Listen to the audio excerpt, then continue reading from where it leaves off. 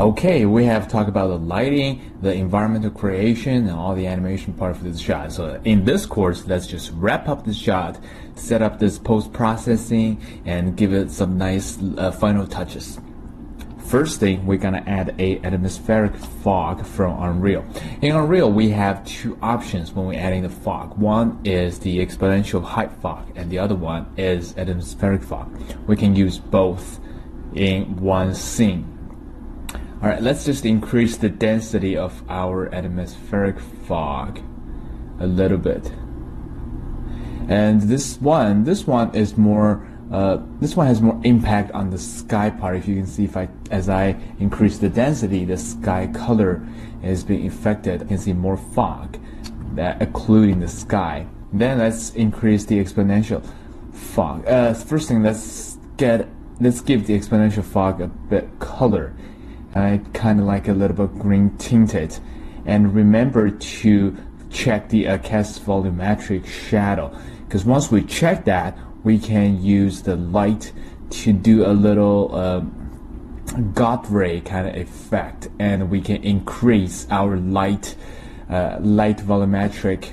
We can increase our light volumetric scattering intensity to give the light a more visible, sort of a more visible God ray effect. Or if we're using a directional light, we can use a light shaft to create this glow effect. We have two options here. One is called light shaft occlusion. The other one is light shaft bloom. The occlusion mode that will darken that everything in shadow and keep the brightness the same. But instead of bloom, we'll keep the shadow part the same light intensity, but we'll brighten out whatever is not in the shadow. So let's use the bloom for now. We got some really nice light shaft. But if we use light shaft, one thing is that we don't see this kind of light shaft effect if we're not directly looking at the sun. And for us to be able to see the light ray, the God ray, if we are not looking at the sun, we need to increase the volumetric scattering intensity. But let's just use the bloom for now. Let's just try to rotate the light into a better angle.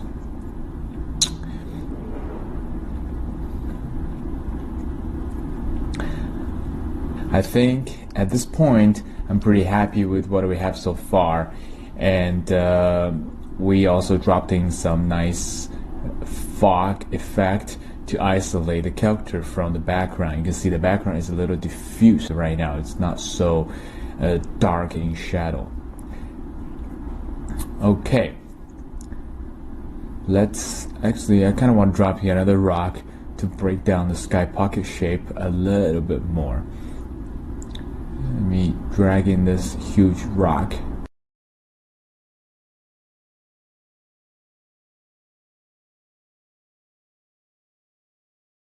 And look through the camera, give it another viewport.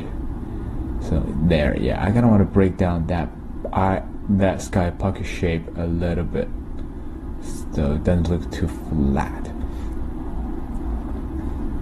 Okay, something like that, roughly there. All right. If you pay attention now, you can see in the shadow we got a little preview label in our shadow, meaning that we are using, in the light, we are using static light, and for us to be able to get the final result, we need to bake the light, to build the light and bake the light into the texture, that everything, if the model has been UV'd, that this light build will bake the shadow and the brightness into the texture. But for this shot, I think we can just use the dynamic light for this shot, since we don't really, the sharpness of the shadow doesn't really matter in this shot. Again, in order to bake the lighting properly, we need to make sure that all the assets in the scene don't have any UV overlapping in their UV layout. And because I'm using some other assets, I don't know if that's the case, so I'm just going to use dynamic lighting for this shot. And the shadow quality does not have to be 100% sharp and accurate. So we just go under our light, and we switch our light mode from stationary to movable. Let me find okay, so if I switch to movable right now, you see the preview text will be gone. Right now the light is used, right now the scene is using the dynamic light.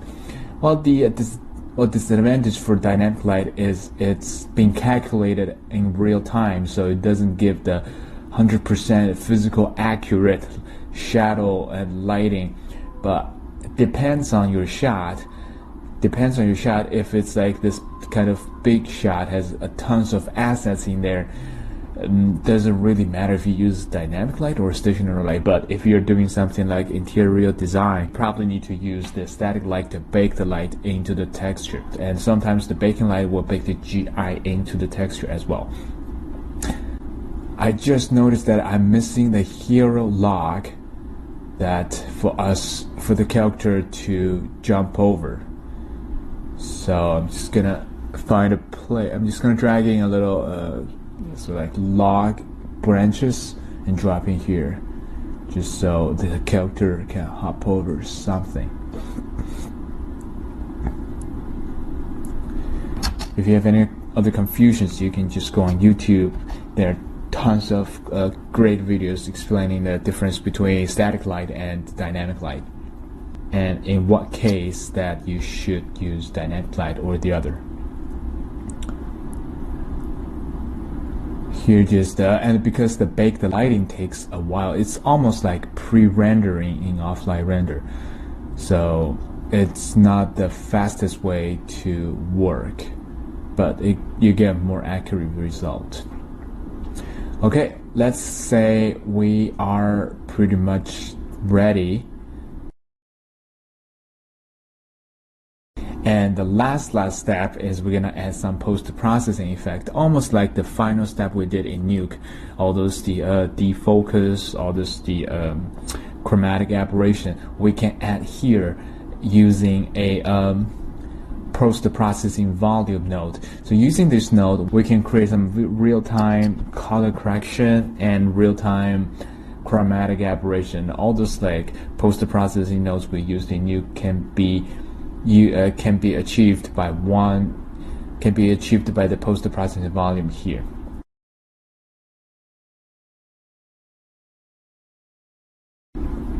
And here we see it's a volume that basically the idea for this box is that if the camera will only have this post-processing effects if the camera goes into this bounding box.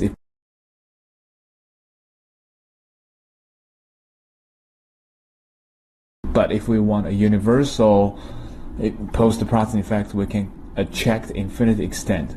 So no matter where you put this box or no matter where you put your camera, this will always be affected. The first thing, let's give a little chromatic aberration. We just need a little bit just to blur out the edge of the frame a little bit, and then we can add a little bloom. So this is very handy to have those. It's very handy to have those post-processing effects render real time. We don't have to go again. We don't have to go again in Nuke to tweak it. Okay, next one. Before we do the exposure, we should tweak a setting that we should have done actually first thing when we create this whole project.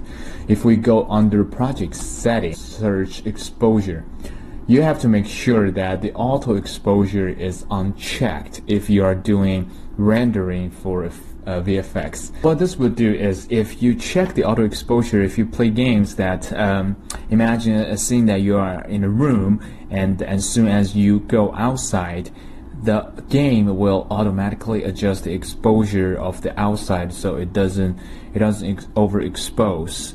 And as soon as you go from the inside to the outside, there were like a couple seconds for the whole game to adjust the brightness.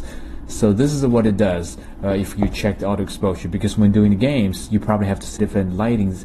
You probably have to set different lighting settings for the interior and boost the lighting in the interior so it doesn't go too dark. But if you use the same exposure to go outside of it, it will overexpose. So this auto exposure will automatically balance this brightness between different area with different light intensity. But because we're using Unreal to do basically a offline rendering, we want to make sure that we have 100% control of the light brightness, and what we see is what we are going to get once it's rendered. Okay, next. Okay, make sure it's unchecked. Next, let's give it a little vignette effect. Just a little intensity so we can focus in the center. Also, we can boost up the ambient occlusion a little bit. All those kind of effects, post-processing, are mostly screen-based. So if you're nothing I'm using here actually matters, but if you're in something like, I don't know, other thing like overexposure or a tweaked exposure, when you're rendering, you have to give it a couple frames to warm up. I'll talk about that in a second.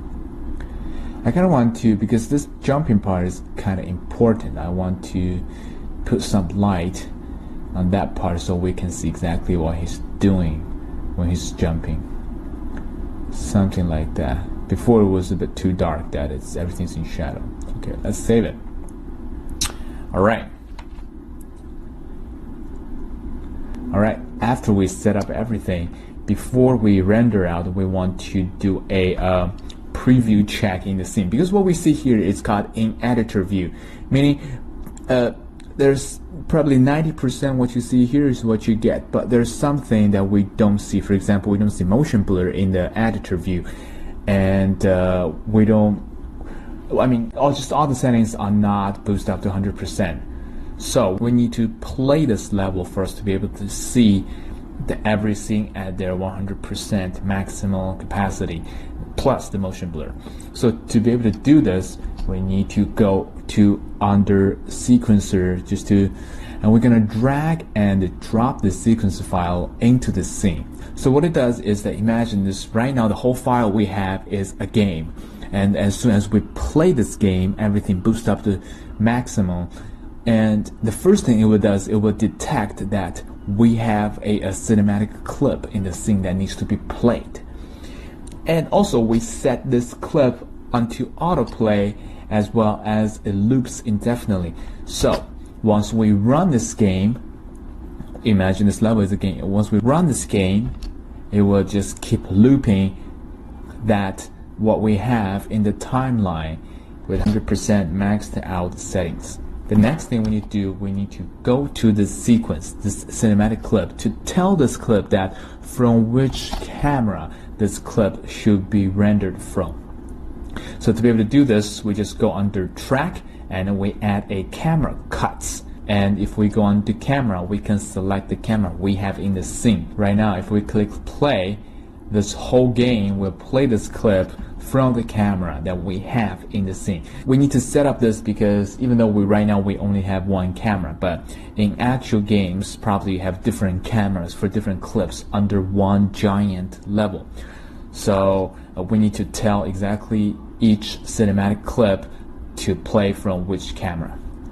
Okay, now if we click play, you see it will just trigger this whole sequence and it will loop indefinitely and also render from the camera we set up.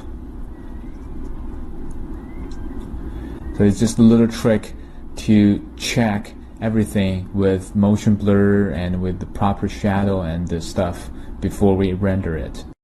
And this, what you see here is not, I would say 99% close to what you will get once you render it. And here, if we go back to the final one, you see here I did a little camera cut. It's a lens change right after the character jumps up. So we can render out two clips with two different lenses and cut in the post. Here I want to show you how to do the thing, how to animate, basically how to animate the camera parameters in sequencer. So we're just gonna animate the camera focal length at that frame to punch in and punch out when the character is about to land. Okay, I want to focus on. Okay, if you look closely right now, you can see our character is a little bit out of focus. So if we go under the focus distance, we can make sure that our focal point is on the character body. And we can also tweak the aperture parameter to decrease or increase the defocused amount. So we're gonna punch the lens in around 60 frames. Okay, now we need to add the camera as the actor into the sequence so we can have access to its parameters. So again, whenever you want to tweak, you have to add that actor or that object into the sequencer. To be able to be, you have to add that into this, so it will be affected by the timeline and all the keys. So once we add the camera actor into it, we're gonna go under track and go to camera component. So this will give us access to the camera parameters. And we add another track under camera component. We need focal setting. So this will give it a key at there, and the next key, and we just right arrow and zoom in to around 70, and we set another key and then go a frame and go to the next frame, and we go back to our 48. So here we have this kind of quick cut effect. Maybe it's a bit too late, tweak a bit. Again, this part you can render out twice. You can render out this clip by using 2 different lenses and cut it in the editing, and just trying to get a shortcut here to render everything out once, and also to show you how to add extra keys on top of our everything. Okay, you can notice that once we punch in the lens, our character goes out of focus again. So we need to do a same thing to switch the focal point, so we can make sure everything's in focus. We go to focus setting and we add another focal distance track. So at this frame is about here, and the next frame we're gonna make sure that his face, at least his face, is in focus. And go to there, somewhere there. Okay. You probably can render out Z depth from Unreal and to do the defocus and refocus in Nuke, but I don't really trust Unreal Z depth channel since it's generated, I don't know, is it by some weird algorithm or something. Sometimes I get really weird Z depth channel. Okay, that's pretty much what we want. And if you are actually rendering everything out as a beauty layer from Unreal, I would recommend just to do all the defocus and the focusing effect in Unreal already. We are actually tweaking the camera parameters over like 1 frame, so the motion blur between these 2 frames will be crazy. So it's not really recommended to do the lens cut in this way. It's just a demonstration of how to put keyframes on top of the actors in the sequencer. And the same thing here, we only did the focal length change in keyframes, but we can do the same. You can do the same keyframes to our characters or to our camera. So basically, if we have the animation already set, we can add another transfer or rotation key to the whole group and animate them. Okay, pretty much we have finished our shot. The final step is to export or render out the sequence. If we go to that render button, we'll get a if we go to that render button, we have a couple of settings here we can tweak. First, we need to make sure we are render out a PNG or EXR image sequence. If you check the HDRI, it will give you a EXR option. It's going to find a place to save this sequence. And the resolution we set to 1080p. Here's a little bit of trick that if you want to get some extra pixels, you can render out the whole footage in 4K and downsize them into 1080p. This will give you a little bit more extra pixel density. We need to tell Unreal that how much we want to render. We want to render from frame 0 and all the way to frame 163. Okay, we have another parameters down here. The first thing is called warm-up frame count. If you hover on top of it, this will tell you what it's for. This is one is for if you have some particle effects in the scene, and because if we click capture movie right now, it will just launch the game from the beginning, meaning possibly some particle effects just started emitting their particles. And if you want something already being like settled down, or if you have a smoke that already developed their shape and stuff, if you don't set up the warm-up frame count and we capture, it would just start to emit the smokes. So if you want to get that smoke or fire explosion settled down, you have to give it a couple warm-up frame count, so the particle starts to emit. And after 200 frames, then we start to capture it. By doing this, we will have the proper particle effects as we saw in the editor view. And the delay before warm-up is mostly for post-processing, auto exposure and all those post-processing effects to let them settle down the exposure and everything before we start capturing. Okay, let's capture this video. As you can see, although we can when we preview in the editor, it's pretty much real time, 60 frames per second. But if we capture, it's a little bit slower than real time because it boosts up everything to maximal ultra setting. Especially the motion blur will be a little bit, the motion blur quality will be improved a little bit.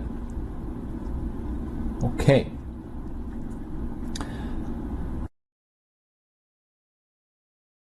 Okay, I didn't fast forward that part, and the whole 100 frames was rendered in like 20 seconds or 30 seconds. So for indie developers, and if you want to make a movie in Unreal, you don't have to worry about the rendering anymore. So this is the clip that we got. Okay, so this is the final clip we got and rendered in Unreal. I know it's not 100% realistic, but first thing we did this whole clip in like an hour or so, and we definitely can spend more time on the shading, on the lighting, and on the animation. There's a lot of room for improvements, and I'm sure if you spend more time on each part, especially improve the shading, you can get a more realistic result. And the lighting, especially for outdoor lighting in Unreal, it's pretty good. So this is pretty much the whole workflow for this shot, and we started with the stitching together different motion clips, and then we did the camera animation, talk about how to import and export from Maya to Unreal, and finally we created the whole environment in Unreal and rendered everything out. In the next chapter, we're going to talk about how to convert your iPhone into a virtual camera. Purchase genuine tutorial. Enjoy the question answering from course tutor in the long term. Join the exclusive Facebook group and learn from each other. Also, you can sign up with Yihu.com. Search for the course ID. Obtain the full learning courseware, project files. Follow us on Facebook. Get closer to become a master in CG field.